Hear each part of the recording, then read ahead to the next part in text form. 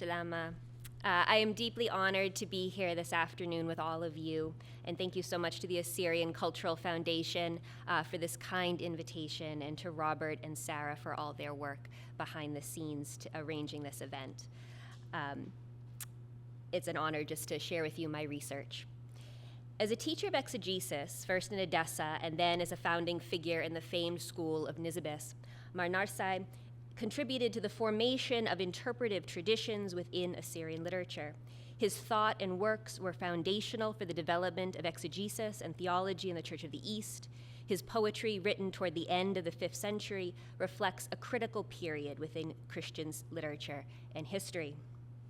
A fascination with the ongoing interpretation and retelling of biblical stories drew me to the study of ancient Christianity. How did preachers convey biblical stories and doctrinal teaching to believers across the social spectrum? How did they do this in time periods when literacy rates were far lower than our own?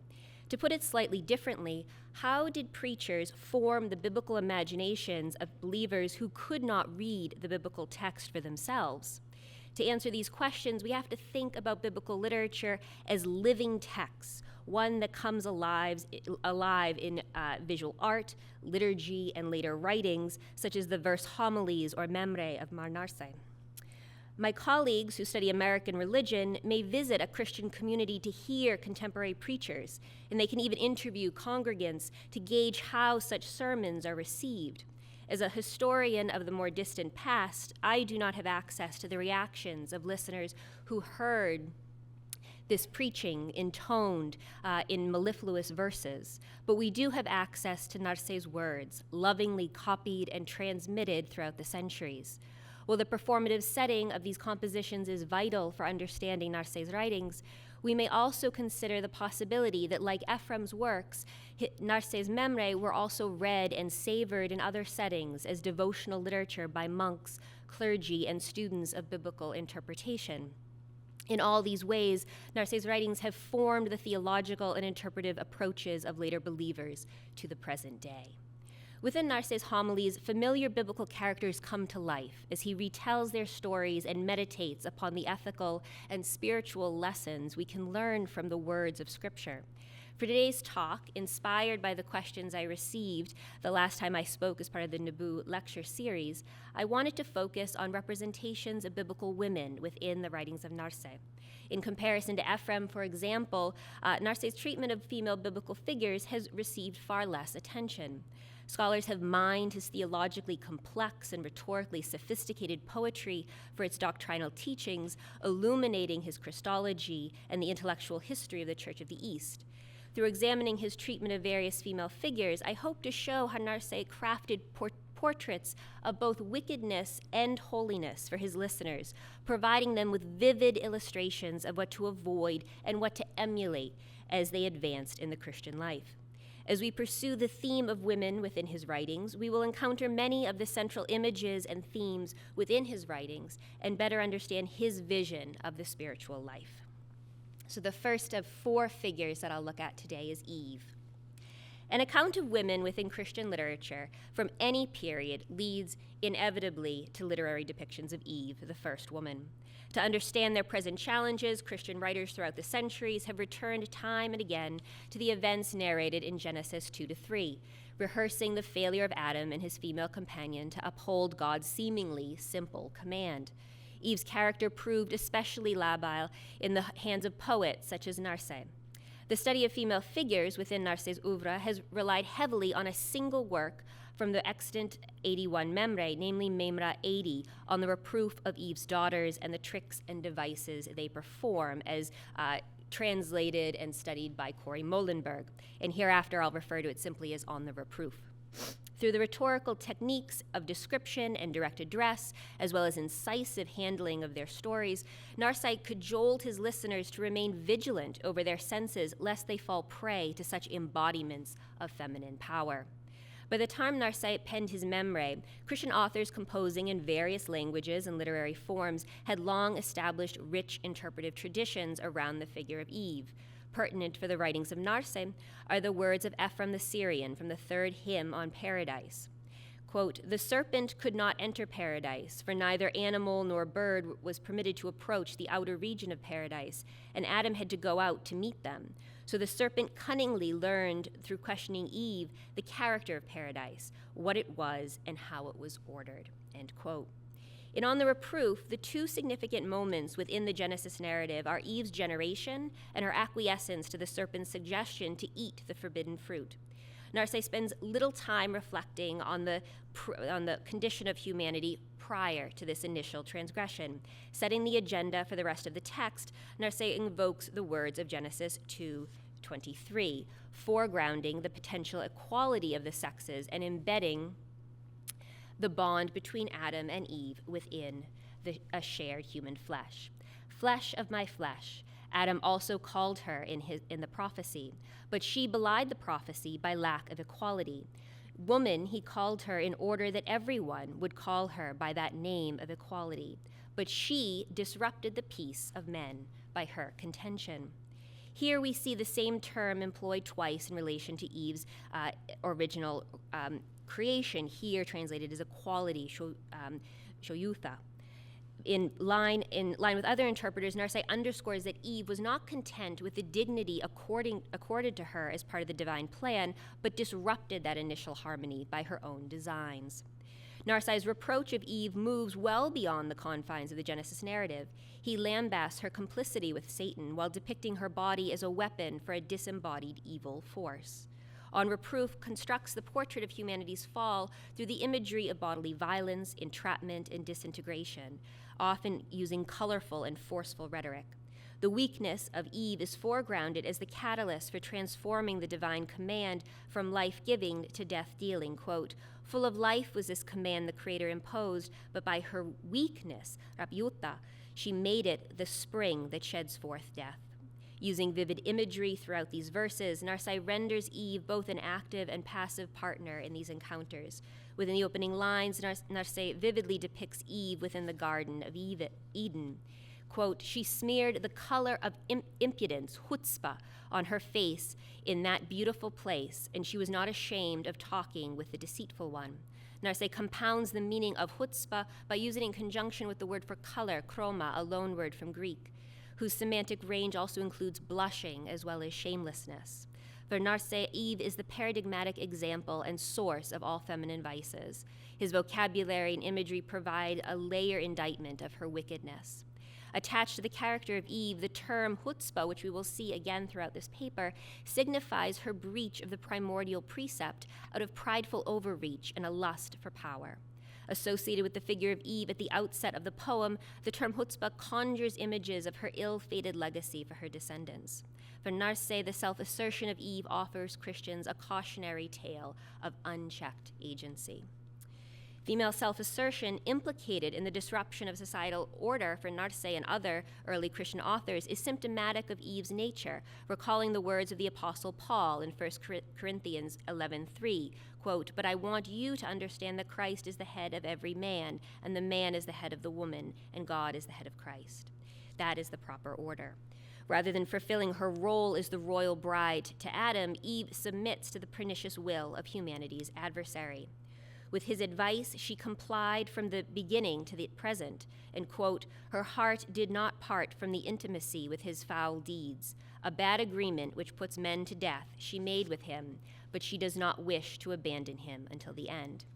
Repeatedly through these opening verses, Narcisse underscores untoward camaraderie between Eve and Satan. As she cultivates this relationship, conforming her will and engaging in illicit contact, Eve both exercises agency and relinquishes control. Misplaced submissiveness and impudence entangle her.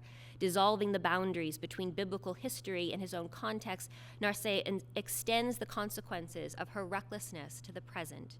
Eve's ill-advised devotion binds all humanity to a common fate. Turning from the relationship of Eve and Satan to the dangers of feminine seduction throughout history, Narcisse portrays men as vulnerable to her relentless assaults. It is this weakness that Satan seizes upon to achieve his aims of chaos and destruction. Seemingly addressing a male audience, Narcisse warns that the unsuspecting may fall victim to enticements of a woman, identified here as a weak rib, illa rapitha. Before speaking of her physical allure, Narseh foregrounds the danger of her speech.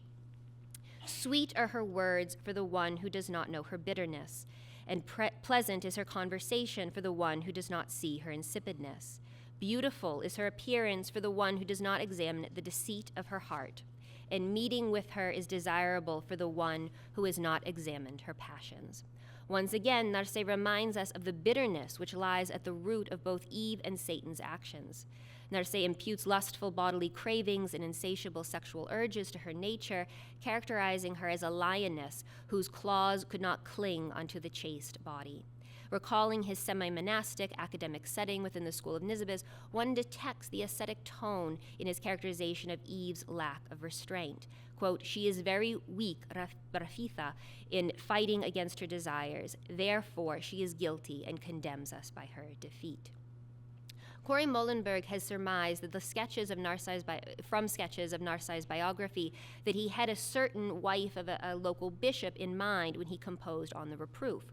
Whether Narsai harbored the image of a particular woman in mind or the collective threat of women posed to the souls of his male listeners may remain unclear, but we can discern from his words his vision for Christian spiritual struggle. Using the language of adultery to describe Eve's relationship with Satan, a relationship involving both mind and body, Narsai emphasizes that such contact with the evil one renders both mind and body vulnerable and vitiated. Through her limbs and the adornment of her face, Eve lends Satan the traps and snares he will use to hinder man's spiritual ascent. Here we see how the union of female corporality with disembodied evil operates. Quote, from her he learned the various kinds of evil, and subsequently he did evil, and he used her as armor, zaina, against the truth. He put on her armor, zaina, in the battle against Joseph, and with her limbs he made war with Joseph's chastity. With a hand of flesh, the spiritual one grasped the corporeal one, but the hand of flesh and spirit missed the fleshly one. Inverting the relationship between Eve and Satan, Narsai here depicts Eve as an eager participant, while also conflating her with Potiphar's wife from Genesis 39. Already unnamed, in this allusion she is reduced to an instrument. This passage also demonstrates how Narsai, like other pre-modern Christian readers of Scripture, approached individual biblical narratives as part of a broader whole, allowing stories and figures to interpret one another. It also led to constellations of biblical characters as interpreters drew connections, parallels, types, and antitypes. Behind this martial imagery, I would suggest, lies a critical intertext from Ephesians, namely Ephesians 6:13 to 17. Quote, therefore take up the whole armor of God, so that you may be able to withstand on the evil day and have prevailed against everything to stand firm. Stand therefore and belt your waist with the truth and put on the breastplate of righteousness and lace up your sandals in preparation for the gospel of peace. With all of these, take the shield of faith with which you will be able to quench all the flaming arrows of the evil one. Take the helmet of salvation and the sword of the Spirit, which is the word of God. I call attention to this passage because it provides the controlling imagery for so much of Narsai's homilies. We see this come up in subsequent passages, and it points to one of Narsai's central spiritual insights, namely that we are imperiled by forces beyond our control, but that God, through Scripture and the Incarnation, has provided us the means to defend ourselves. Once one becomes attuned to this passage of Ephesians and its imagery, one begins to see it throughout Narsai's corpus on a variety of exegetical themes, as well as his memory on biblical prototypes for the martyrs. The second wicked portrait that I'll look at today is Herodias. For this case study, I will turn to the New Testament account of the death of John the Baptist, as retold in Mark, Matthew, and Luke. Our three biblical accounts relate John's arrest upon Herod's command. John had run afoul of Herod for speaking out against Herod's marriage to Herodias, the wife of his brother Philip. Mark, our most fulsome account, informs us that Herodias herself harbored a grudge and murderous intent against John for his slander. Mark also informs us that Herod, recognizing John's personal holiness, preserved his life. Herodias overcomes Herod's trepidation through her own carefully orchestrated plan as she enlists her daughter Salome in the plot. This story has been the subject of numerous retellings across a variety of genres and mediums and media. Narsai largely avoids expanding upon the biblical text through the imputation of imagined speeches. But as we shall see, he uses direct address, homiletic asides, and description instead. This lends the work a very different tone, but it also, I would argue, emphasizes the didactic purposes of the Memra. It also shifts the rhetoric around gender, producing a very different effect than imagining the voices and the perspective of this woman. For the purposes of this paper, I'm drawing on the newly published translation of Father Andrew Yunan, who made this work in a very accessible translation. And I give you here just an outline so that you can see the contents of this quite long Memra. So here, Narsai retells the events surrounding John's death within a larger account of his remarkable life and holiness. The verse homily runs over 500 verses, but here I'll only select a few passages that feature Herodias. As found in many of the Memre, Narsai introduces the key concepts and themes within his proem. Specifically, he recalls Matthew 11:11 when Jesus affirms John's unique status, quote, "No one among those born of women has arisen greater." With John's birth, Narsai tells us that the Torah and the mystery of prophetic revelations, their predictions received completion through John. His birth silenced the course of mysteries and parables and revealed and declared the mystery of spiritual declaration. A thread throughout Narsai's preaching is the continual transmission of the promise or even the medicine of life throughout the generations, starting from the beginning of Genesis with Seth and culminating in the incarnation. Alongside this is the continual revelation of what is hidden. This dynamic of gradual self-revelation of God's hidden nature pointed to in mystery, Ratzah, is critical for both Ephraim and Narsai. As a characteristic of Narsai, we see how he establishes this larger frame or economy of salvation as the critical context for the biblical story he's about to tell. Narsai describes John as both preacher and ambassador, making way for the arrival of Christ. Addressing John directly, Narsai praises John's miraculous birth. O John, conceived in nature, but not in or by nature, whose conception preached conception without sexual intercourse. The king whose ambassador you were was conceived without sexual intercourse. Beyond the natural order, you revealed order in the womb of your mother. Well, in the womb of your mother, you saw the mother of the King of Kings, and revealed to your mother to call his mother the mother of the Lord. Your mother called Mary, his mother, the mother of the Lord. So you can hear even in translation the repetition. And bestowed blessing to the one who revealed hidden mysteries to her. Oh, the wonder that was performed among the daughters of Eve, who were inclined to bestow blessing to the babies within them. Who has ever seen pregnant women who are not according to custom, who prophesy about the greatness of their babies?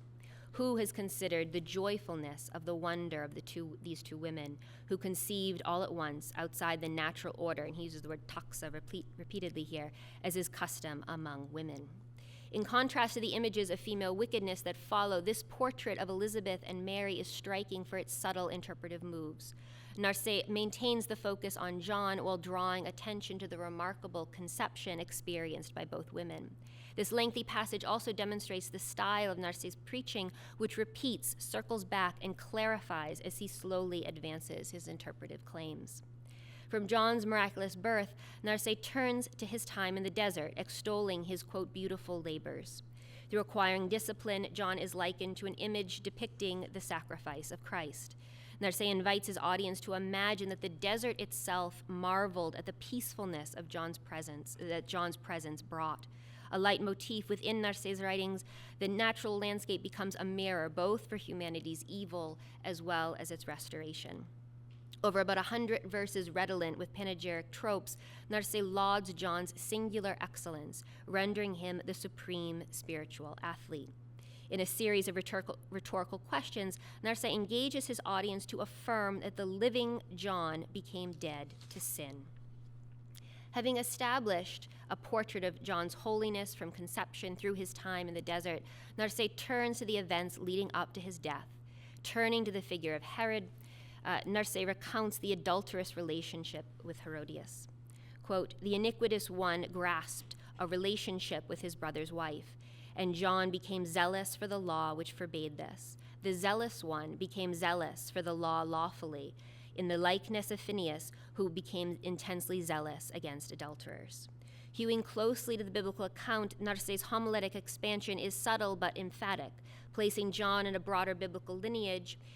As the poet turns to the events preceding John's death, he presents Herod and Herodias as linked in their web of iniquity with murderous intent. Herod and Herodias made an evil plot to turn off the light, that is John, that had broadcast the iniquity within them. Iniquities forged the mystery of iniquity between them to silence the sound of the trumpet, which silences iniquity. While these verses do not seem remarkable on the surface, I wonder if a subtle wordplay is present here between the term for iniquity, Allah, and a newborn baby, Ullah. He clearly makes and invokes this wordplay in his Memra with the women before Solomon to great effect. Here, the intimate portrait of Elizabeth and Mary bearing within them remarkable babies is contrasted here with the union of Herod and Herodias, whose union proves fertile for iniquity rather than life. As Narseh continues, he declares that Herod awaits the opportunity to fulfill the evil of his inclination, yatra. This term for inclination is critical. While one's inclination can be directed towards good or evil, it can stir the individual toward iniquity if left unguided by love for the ways of God. One of the interesting points of emphasis in Narseh's account is his emphasis on Herod's participation. There is little hint of the trepidation suggested by Mark 6:20. As he continues, the evil man spread a disguise of dance over his defilement, and the daughter of the vile one entered and danced to defile herself. Resuming the language of disguise, Narseh affirms that Herod truly willed the death of John, but he attempted to hide the evil deed in disguise. Again, hiddenness and revelation is the dynamic that goes throughout the text. The voice of the preacher breaks through the cohesiveness of the narrative, revealing for the audience the moral degradation of the characters, and then shifting into direct address, excoriates Herod and Herodias for their grave sin. In the final 75 lines of the homily, Narseh inserts a lengthy diatribe against the figure of Herodias pertinent for the theme of my talk today. Narseh relies on vivid description to impress his aim upon the listener, to avoid the moral depravity of Herodias. The meditative qualities of the Memra, its slow building of meaning over a series of verses replete with significant repetitions, show through as Narseh intensifies Herodias' wickedness through scathing rhetoric. First, we see the association of the dehumanization of the female figure through the association with animal nature. Quote, "Her beastly desire was satisfied in the shedding of his blood, and like a beast she bit his flesh and with her hands and eyes. A rabid woman, rabid with desire of flesh, which was not satisfied until she ate the flesh of man. O fighter who fought against the truth, who did not rest until she put a true man to rest. O fool who became foolish with desires, who spilled her bile upon the one who stopped her foolishness. Hear, O females, of the atrocity that the rabid woman committed, who became a dog and bit the body of a just man." Herodias, comparing her to a rabid dog in association with certain overtones, wishes to consume John's flesh, adding to the perversion of the scene. Narseh's words made his listeners, and us too, hearing this homily across the centuries, shudder with the horror of the biblical scene. The vitriol of these verses, resonant with Narseh's equally acerbic tone in his homily on the reproof of Eve and her daughters, is striking. The extended address to women within his audience, firm evidence for the performance of this homily with a mixed audience, uses widely held assumptions about the nature of women and their tendency to lack control. Narseh, fond of genealogies, recalls the primordial woman as the source of all these sorrows. Be amazed and wonder, O women, who are captive to desires or appetites. So the net which captured Eve in Eden not capture you. The desire for the fruit captured Eve as in captivity. Flee from desire that is hidden with this, the captivity of iniquity. The desire within you captured our race from the beginning, and it exiled us from good things like exiles. There has never been an exile which you did not cause, and the evil of desires has not captured us without you. In the verses that follow, Narse moves quickly through a series of biblical narratives featuring wicked women. Eve is the cause of Adam's exile, and as well as he uses Potiphar's wife persecuting Joseph once again. Narse transfers his earlier depiction of Herodias. Narse includes within this list also Samson, but he avoids referring to Delilah by name, instead referring her to a shameless one. He also uses similar language that we find applied to Eve and on the reproof. Despite a change in characters and narrative details, the story of wicked women bedeviling men repeats itself across the generations. So here we turn to virtuous women. So the women before Solomon. Among biblical narratives, the events recounted in 1 Kings 3:16-28 are filled with dramatic potential and pathos. Solomon receives divine revelation in a dream and beseeches God to grant him the discernment to judge wisely. His request is granted but immediately tested. Two prostitutes appear before Solomon seeking his judgment. One of the women, the principal petitioner, lays her case before the judge. Through her speech, we learn that these two women dwell together and bore children concurrently. The woman alleges that while sleeping, her companion laid upon her own son, smothering him during the night. Instead of bearing her grief, the guilty woman switched the two infants. Upon waking to nurse, the speaker realized the deceased babe at her side was not her own. A mother cannot be tricked when it comes to the identity of her own child. The accused woman disputes the charge, and Solomon summons a sword to cleave the child in two. Solomon's monstrous command has its desired effect. The mother of the living child begs to spare his life, foregoing her claims of guardianship and underscoring her veracity. Solomon's extraordinary wisdom earned him a special place within early Christian literature as a renowned pedagogue and judge. The reception of the specific episode recounted in 1 Kings 3:16-28 within Assyrian tradition, largely underexplored, offers rich resources for expanding the history of interpretation of this remarkable narrative. In his Memra 75 on Solomon, on his election, and on his judgment, Narse creates contrasting portraits of feminine agency through juxtaposing the two women. Narse's Memra exists in 5 manuscripts dating to the late 19th and early 20th centuries, as well as the printed Syriac editions, but there's no modern language translation of the text at this time. Rehearsing Solomon's ascent to power, Narse presents David's heir as a bringer of peace. Great peace is hidden in the name which he was called. Narse's poetic style provides ample narrative framing as he introduces the themes he covers over the rest of the poem. Narse transitions from his prefatory remarks to usher the biblical characters onto the dramatic stage, ruminating on the inner deliberations of Solomon as well as those of the two women. Drawing our attention to the mother of the living child standing before Solomon, Narse casts her as a broken woman whose life reveals the limitless extension of grace. He sharpens the contrast between the distraught mother and the wicked kidnapper, but he does not cast the distinction as simply one between love and boldness. Here, quote, the armor of boldness, the mind of the bold one wore, and she began speaking out that the dead babe was not hers. As into a contest the two women fell for affection and boldness, and they contended over the prize of the living babe. So we see here again the same language of zaina, de chutzpah.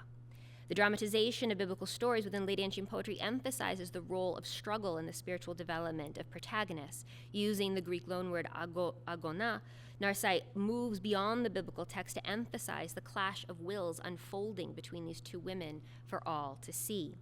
Narse's layering of instructive contrast continues breathlessly as he narrates the growing discord between the women before their audience with Solomon. In the verses that follow, he once again shifts course, attributing boldness to the wicked mother rather than the virtuous one. The mother of the living one with the armor of love contended, and the mother of the dead one with the armor of slanderous deceit. Mercy compelled the mother of the living one to seek her own, and impudence, another way to translate chutzpah, provoked the impudent one to steal freely. Narse contrasts impudence or chutzpah of the deceitful woman with the love, huba, and mercy of the mother of the living baby. Projecting the binary of feminine virtue and vice onto these two women, Narcé defines the opposition between the two women as centering on the difference between self-giving love and grasping audacity. But his verses resist the stable attribution of the quality of boldness. While only the mother of the living child displays love, we are mindful that within the same few lines he has attributed boldness to both women. As a result, the characterization of the central figures not only gains depth, but the concept of boldness as ascribed to these women displays its latent versatility. The poet invites his audience to peer beyond the particularities of the virtuous woman's social station. The mother of the living child may be a prostitute, but her flaws render her expressions of penitence all the more compelling. Through such flawed, morally complicated figures, grace shines forth, exposing hidden virtue. And the last example that I'll give today is the Canaanite woman from the Gospel of Matthew. In his overview of Narcé's poetry, Sebastian Brock listed Maimona 32 on the Canaanite woman as one of 3 memrae missing from the printed editions. While purportedly surviving in 4 manuscripts, 2 are currently available for examination. Fortunately, this particular work survives in the second oldest surviving manuscript for Narcé's writings, the Bekr manuscript 70. This manuscript, copied near Erbil in 1328, contains 38 memrae, 35 of which belong to Narcé. Examining this manuscript in 1907, Adaisher observed that the arrangement of the memrae followed the liturgical year of Sundays and feast days. While this manuscript served as the base text for my edition, I included variants from this manuscript, Vatican Syriac manuscript 594. This manuscript was copied in 1918 in Mosul for a priest from Diyarbakir and from southeastern Turkey. There are 2 manuscripts attributed to the 19th century known as Chaldean Patriarchate 70 and Chaldean Patriarchate 240, originally located in Baghdad. These manuscripts are currently inaccessible to modern scholars and possibly tragically destroyed. We do know that the contents of those manuscripts follow the ordering of Diyarbakir 70. Citing this correspondence, Macomber argued that the 19th century scribes used Diyarbakir 70 as their source text, and this is an image of the oldest manuscript, and that was the manuscript I used for an edition of this text. The paucity of variance between the Diyarbakir Codex and the Vatican manuscript allows for a certain degree of confidence in a relatively stable transmission history on the Canaanite woman. There are very, very few variants between the 2 manuscripts, as well as its attribution to Narcé as its author.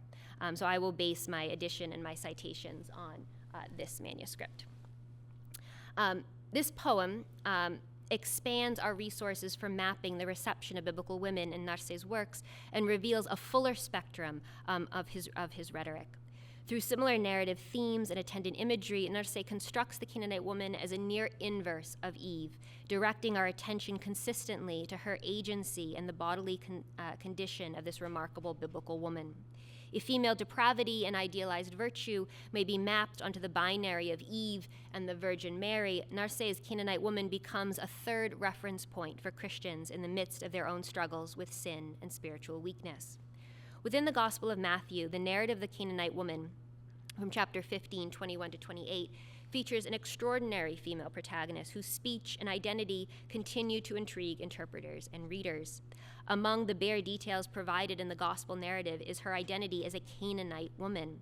The female protagonist is distinguished not only by her gender, but also by her identity as a Canaanite, who nonetheless recognizes Jesus as the son of David, a remarkable knowledge for one among the Canaanites, the traditional enemies of Israel. Responding to the needs and concerns of their particular locations, later readers have continued to forge new readings through connecting the text of Matthew with new authoritative intertexts.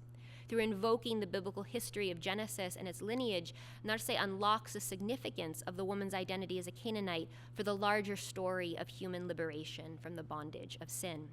The opening verses of On the Canaanite Woman frame the New Testament story within the larger cosmological vision of Satan's campaign against the divinely ordained creation. Narseh begins his poem with an extended introduction of 70 lines concerning the machinations of Satan against an embattled and vulnerable humanity.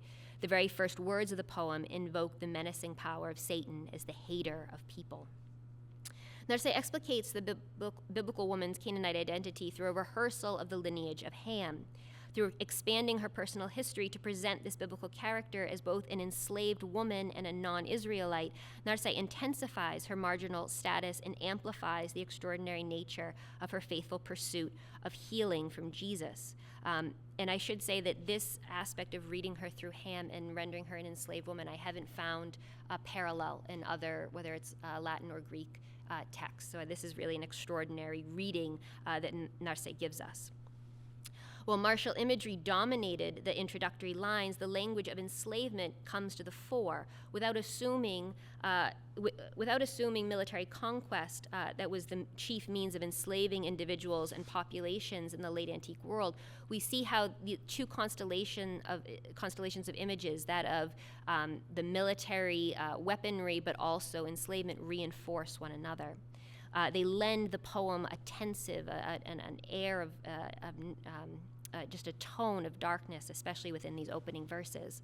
The listener, the poetic narrator, and the poem's characters are imperiled by the chaos Satan foments. At this point, the poetic narrator unfurls a threefold litany of questions to underscore the woman's biblical lineage in her first appearance. Who taught the daughter of Canaan, the slave of slaves, to go out and ask for freedom from the son of Abram? Who revealed to the Canaanite woman, the daughter of Ham, the accursed one, that the son of Shem is able to break the seal, giving her access to the righteous one? Who revealed to the worshiper of demons who had been defiled by demons, that at the voice of Jesus, demons flee from their dwelling places? Moving us from the prologue to the body of the narrative poem, Narseh departs from the language of Matthew, which identifies her as a Canaanite woman, Nita, and employs the patronymic formulations. She is a daughter of Canaan and Ham. By applying the same practice to Jesus, the son of both Abram and Shem, the poet emphasizes the parallel nature of these two lineages. Narseh harbors a keen interest in the explanatory power of biblical lineages. Linking the Canaanite woman to her forebears not only contextualizes her story within the larger biblical context, but also focuses attention on that aspect of her identity for explaining the events that follow. The skillful rhetorical crafting of these verses maximizes their emotive power. Narseh poses a set of questions addressing the audience, breaking the narrative rhythm with these interrogative statements. The poet directs his listener to share in what one scholar calls the emotional fabric of a poem through apostrophe. The narrator models the proper response to the woman's extraordinary presence, namely admiration. The form of these verses draws the listener into the world of the poem, advancing the author's rhetorical aims to coax the listener toward a more fervent faith like that of the Canaanite woman. The rapid succession of inquiries presses for an answer. Who did accomplish all these marvels? The attentive listener would recognize the answer to all these questions is the continuous self-revelation of God, most powerfully encountered in the Incarnation, God's hint to humanity.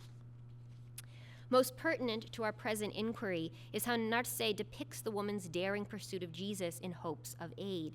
Jesus' enigmatic silence at the woman's initial plea, according to the preacher, serves as a pedagogical strategy. Not as one, quote, unwilling to heal did he turn away and remain silent, but he wanted people to gain boldness, chutzpah, when asking for mercy. By her boldness, bechutzpah, he taught everyone to be bold in asking for his aid and not to grow weak if one does not receive aid quickly.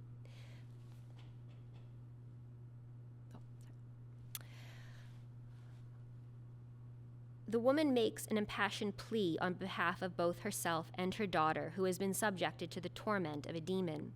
Through the mouth of the Canaanite woman, Narseh recounts the enslavement of both the mother and the daughter to Satan, and he transforms the verbal exchange between Jesus and the woman related in the gospel narrative into a lengthy renegotiation of the conditions of her servitude. Presented as an exemplar of faithful endurance, the Canaanite woman's boldness proves too much for the demons to bear. Unlike the impudence of the wicked mother before Solomon, the Canaanite woman achieves her goal, demonstrating the potency of faithful audacity. Exchanging condemnable impudence for praiseworthy boldness, Narseh offers the Canaanite woman as a positive type against the antitype of Eve. The repetition of chutzpah and hazaf lends euphony as Narseh slowly unfurls divine designs and the woman transforms into a bulwark of faith. As a model for steadfast endurance, the Canaanite woman's actions align with the genuine mother before Solomon. For those familiar with the breadth of Narseh's corpus, certainly his students within the famed school of Nisibis, the similarities between the wicked women such as Eve and the murderous mother of 1 Kings 3:16-28 would have been clear. The verbal links between the works would offer intriguing opportunities for mapping the larger biblical landscape of moral and monitory exempla. Even the demons demur from contending with the Canaanite woman's tenacious insistence on Christ's intervention. Here and elsewhere in Narseh's Memra, the term chutzpah serves as an integral marker of a courageous mother. Harkening back to the martial imagery Narseh employs when describing the loving mother before Solomon, he portrays the Canaanite woman as a courageous mother donning armor in defense of her child. And here's the last quotation I wanted to share with you, and this is the passage from the edition that I've been working on. With faith, hope, and love, she equipped herself. As with a sword, she cut down the evil one with the word of her mouth. Her mind put on faith as a breastplate, and she grasped hope as a shield by means of her emotions. At the goal of love, her thoughts aimed along with her limbs, and she ascended to the lofty rank of the name of the triumphant ones. With a hidden weapon, she armed herself spiritually so she could engage in hidden war with the powers of the evil one. She knew that he was hidden, the hater of mankind who was waging war against her, and she prepared spiritual arms to confront his hiddenness. Narseh details the grasping, impertinent rival, sometimes even Satan himself, as a foil for the pluck and determination of a loving mother. The familiarity and pathos of this maternal figure surely struck a chord with late ancient authors, as it still does today. Taudi, I appreciate your patience. Thank you so much.